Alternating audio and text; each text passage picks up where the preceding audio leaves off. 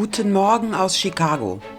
Wir sind früh wach und können so direkt auf unsere erste kleine Tour starten. Eine kurze Erklärung dazu. Wir haben auf unsere eigene kleine Bucketlist geschrieben, dass wir zumindest einmal in jedem Bundesstaat der USA gewesen sein wollen. Am besten mit Übernachtung, aber zumindest müssen wir dort einen Kaffee oder ähnliches trinken, dann zählt der Start. Was liegt da also näher, als direkt mal eine kleine 3-Staaten-Tour zu machen, so als Einstieg? Chicago liegt nun mal bekanntlich in Illinois, nicht weit entfernt ist direkt hinter Chicago die Grenze zu Indiana. Und von dort geht es dann quer durch Chicago hoch nach Wisconsin.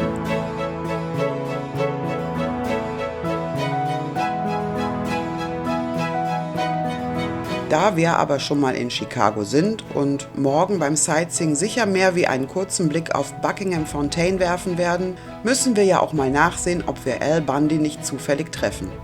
Also geht es jetzt erstmal zu Al. Eine schicke Vorstadt namens Northbrook, eine richtig schöne Gegend. Wenn man die Serie kennt, geht man da nicht so direkt von aus.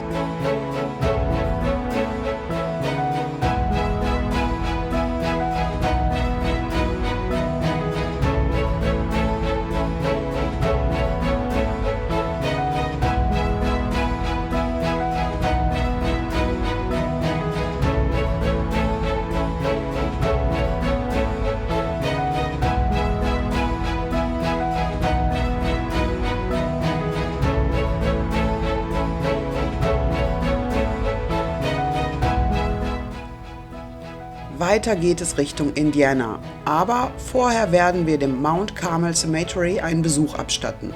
Liegt ja quasi fast auf dem Weg.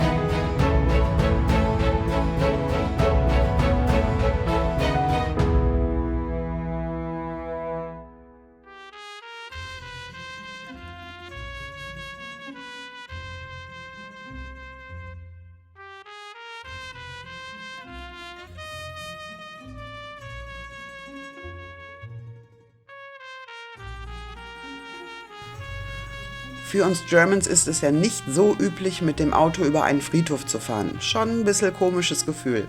Aber auch hier ist alles größer, weiter, ausgedehnter, also wie fast überall in den USA. Und so hat ein Friedhof schon manchmal ein bisschen was von einer kleinen Stadt. Oder Park, das trifft es besser. Hier gibt es ja keine Geschäfte. Aber viele haben tatsächlich sogar Straßennamen. Was wir auf einem Friedhof wollen? Nein, hier liegt kein Verwandter von uns begraben. Aber hey, wir sind in Chicago. Und wer war wohl der berüchtigste Verbrecher der USA in den 1920er und 30er Jahren? Und auch noch Boss der Chicagoer Unterwelt? Genau, Mr. Alphonse Gabriel Capone, auch schlicht und kurz Al Capone genannt. Und der liegt auf diesem Friedhof begraben. Und nicht nur er. Hier ist das Familiengrab der Capones und anscheinend gibt es tatsächlich noch lebende Verwandte, denn auf einigen Grabsteinen steht neben dem Vornamen nur ein Geburts-, jedoch kein Sterbedatum.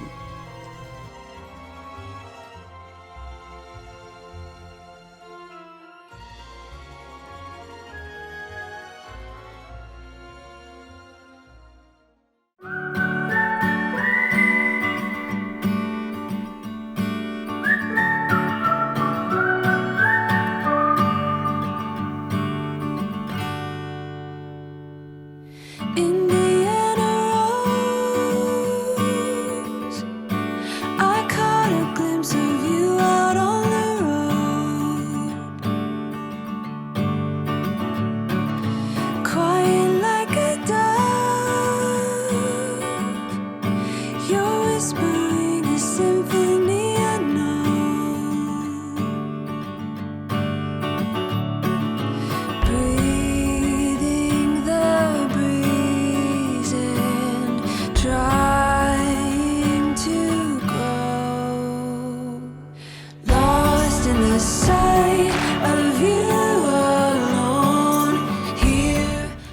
Aber jetzt geht es wirklich nach Indiana.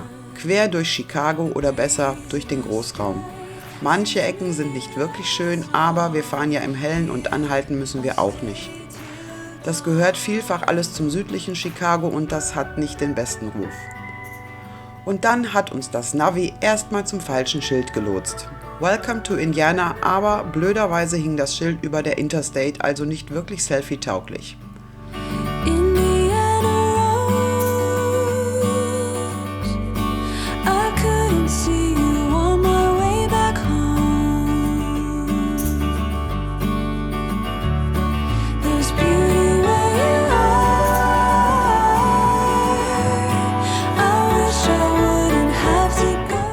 Also düdeln wir immer im Zickzack über die Grenzen Illinois, Indiana und durch Umleitungen und Baustellen, aber wir sind dann am richtigen Schild. Gegenüber direkt ein McDonald's und so konnten wir den Indianer-Kaffee trinken und den Start abhaken. Nach der Kreuzung McDonald's, die sich links befindet, links abbiegen auf die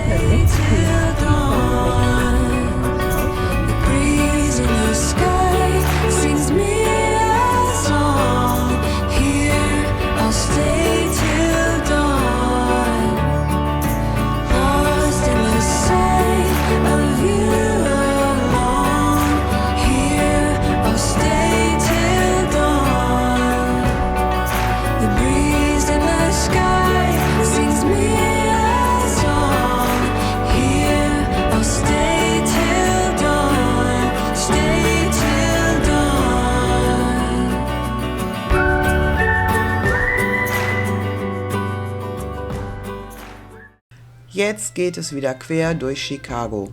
Näher als auf diesem Abschnitt kommt man mit dem Auto nicht an den Lake Michigan. Ein schöner Anblick. Und auch wenn es ein ziemlich hohes Verkehrsaufkommen ist, die Fahrt ist trotzdem übersichtlich und entspannt. Für die drittgrößte Stadt der USA schon erstaunlich. Wir kennen es schlimmer und wir werden es noch schlimmer erleben. Aber erst ganz am Ende unserer Reise.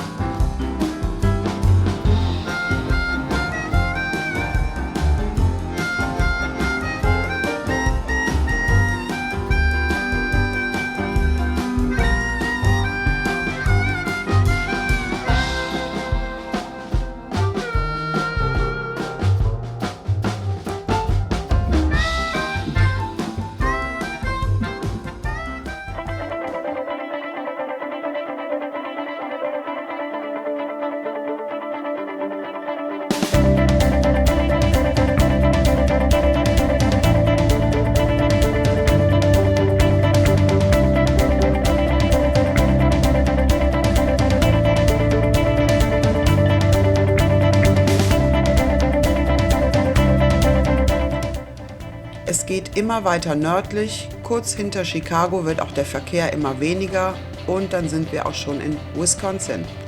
Natürlich ein Stop am Visitor Center für das obligatorische Foto und dann weiter Richtung Milwaukee. Warum Milwaukee? Im Jahr 1903 wurde dort die Harley-Davidson Motor Company gegründet. Nein, wir sind keine Biker, aber diese Maschinchen sind für uns trotzdem das Nonplusultra, wenn es um Motorräder geht. Faszination pur. Also wären wir Biker, käme uns nur eine Harley ins Haus. Punkt. In den USA wird die Bikerkultur sowieso ganz anders gelebt wie in Deutschland. Ist so. Nix mit prolligem Gerase, nein, dort wird die Fahrt genossen, ein Lebensgefühl gelebt. Gegenseitige Rücksichtnahme und so, in Germanien ja meist ein Fremdwort.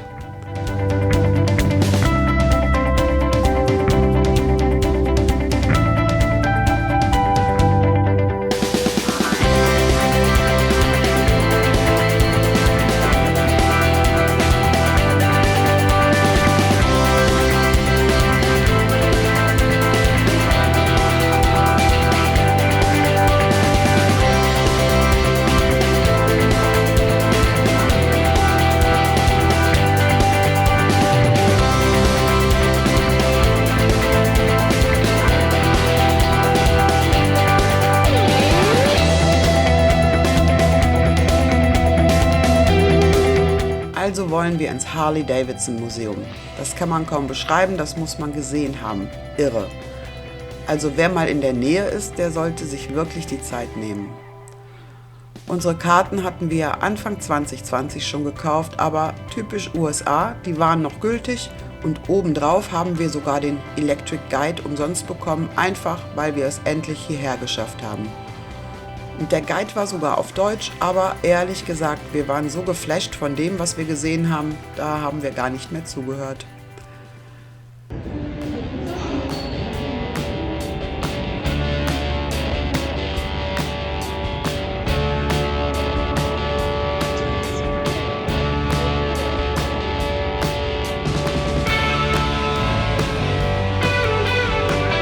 Du bist ja auch mit dem befreundet, du kannst ihm die Bilder ja auch rüberschicken. Irgendwo hast du deinen Account. Ja, da hinten wahrscheinlich im Maschinenraum.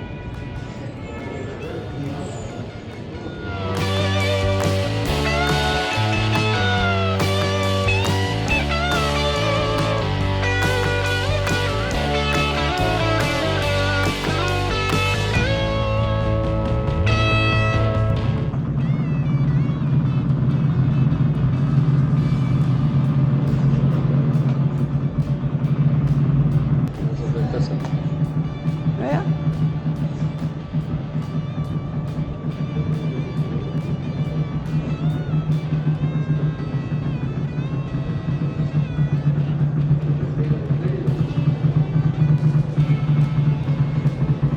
Na, Schatz.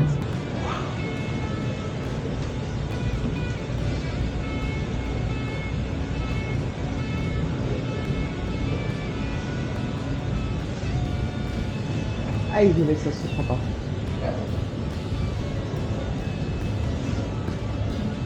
Ich glaube, da ist der erste Harley. Ja, wie mein Fahrrad.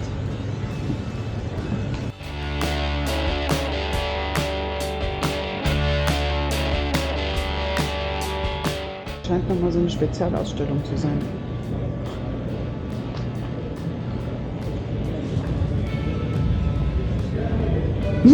Postbote.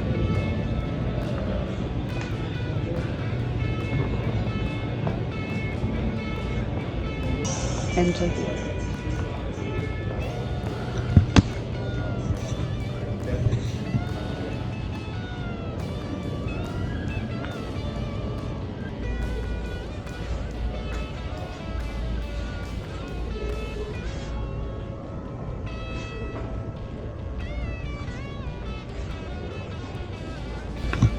Ist das Blut oder ist es ausgewaschen? Ist ausgewaschen.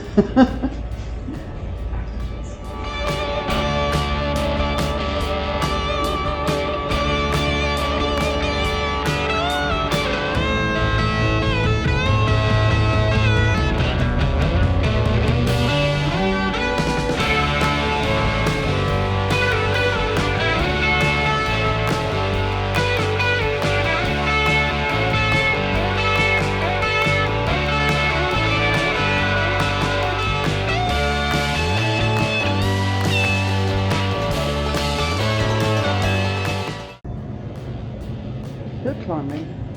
Also am Berg. Ach so. Geil.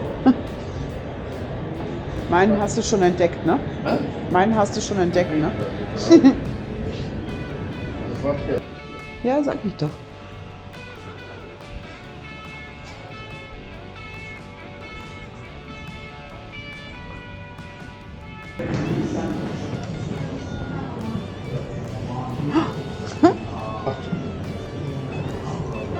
Immer läuft mir der Mann mit der roten Cappy durchs Bild. Ja, Entschuldigung. Guck mal, die wird auch was. Golfkart.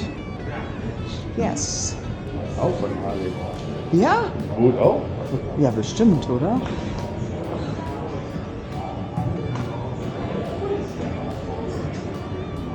Ja.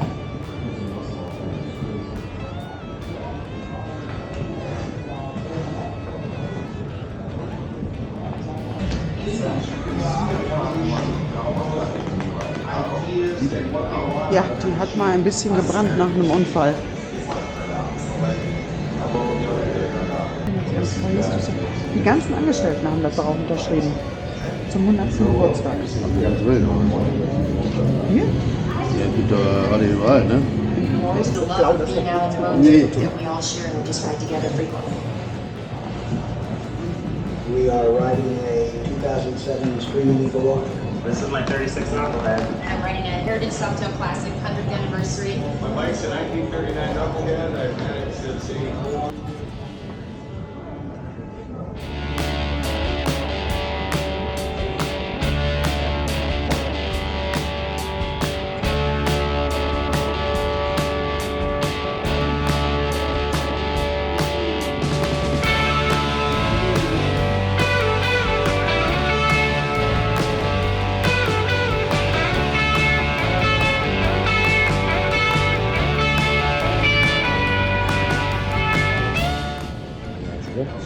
Ne? Das heißt, mit einmal rumlaufen komplett und dann Ja, ja, ja. zurück. Ja, das sind jetzt die jüngeren Maschinen, Ja, ne? ja. Wir hätten eigentlich vorne anfangen sollen. Aber egal. Ah, das ist Hill Climbing. Das sind diese Hill Climber Maschinen. Ja, gut, oder? Die sieht eigentlich aus wie mehr wie Diamond Painting. Ja, guck doch. Die Pickelauge. King Kong. 1941. Das schon Sitz. Ja. Plüschsitz.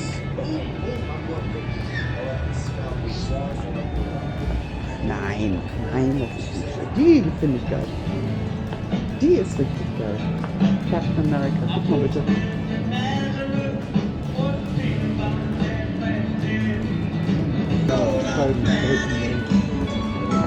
Das ist auch Captain America. Dahinter ist die Easy Rider Show.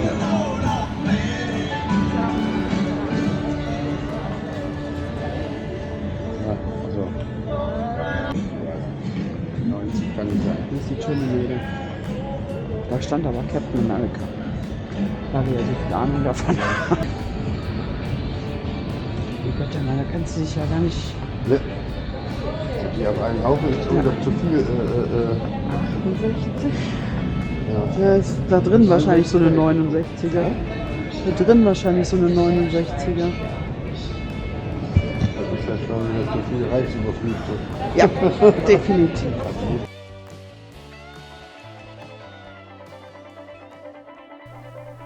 Nach dem Sturm auf den Souvenirshop ging es weiter Richtung Downtown Milwaukee. Ziemlich leer, wie so Downtowns häufig sind, aber wir wollten zum Riverwalk. Restaurants, Café, schönes Ambiente, so zumindest die Verheißungen in Prospekten und online. Und nix war. Vielleicht lag es daran, dass wir vor dem Memorial Day dort waren oder dass kein Wochenende war. Keine Ahnung.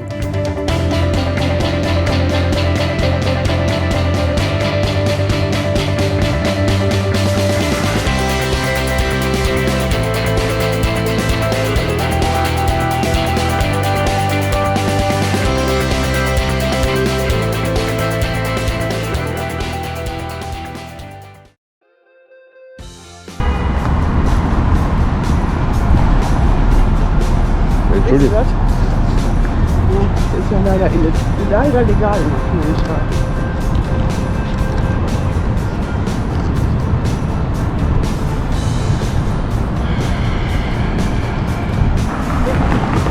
Ach, In ja? der Sonne.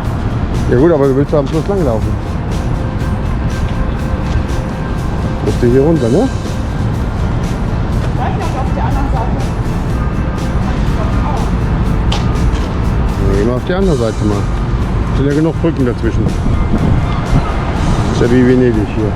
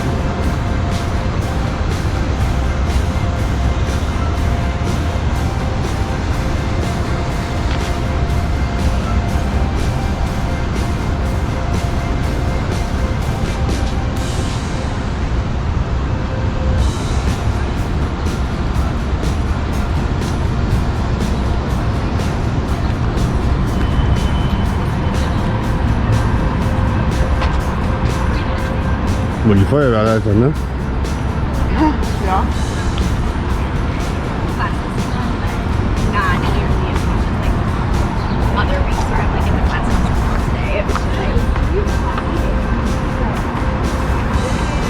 Was ist das denn, als Enten oder was waren das? Ja, das sage ich doch gerade, das ist als Enten oder was? Aber wahrscheinlich, weil das ja ein Ente-Symbol ist, ne?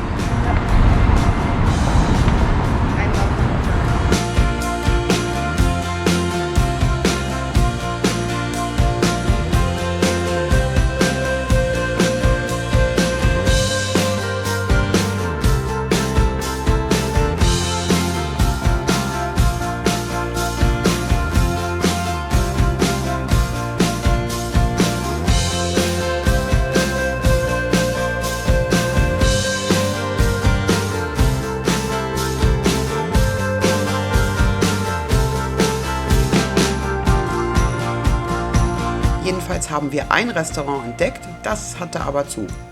Also sind wir nur ein bisschen rumspaziert, haben festgestellt, dass Milwaukee ganz nett anzusehen ist, aber ein wenig enttäuscht waren wir schon.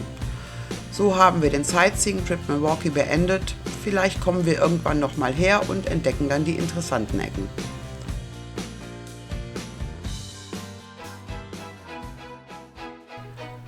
Wir mussten noch einkaufen. Für unseren Roadtrip und Hunger hatten wir auch. Also den nächsten Walmart gegoogelt und sind in dem dreckigsten, chaotischsten und unsortiertesten Laden ever gelandet. Die Gegend war auch ein wenig gruselig und der Dunst von Weed zog über den gesamten Parkplatz. Wir haben später dann aber mal nachgesehen, wir sind nicht in einer No-Go-Area gelandet, das ist da einfach so. Naja. Angenehm ist anders. Also nur das besorgt, was unbedingt notwendig war und zurück Richtung Chicago.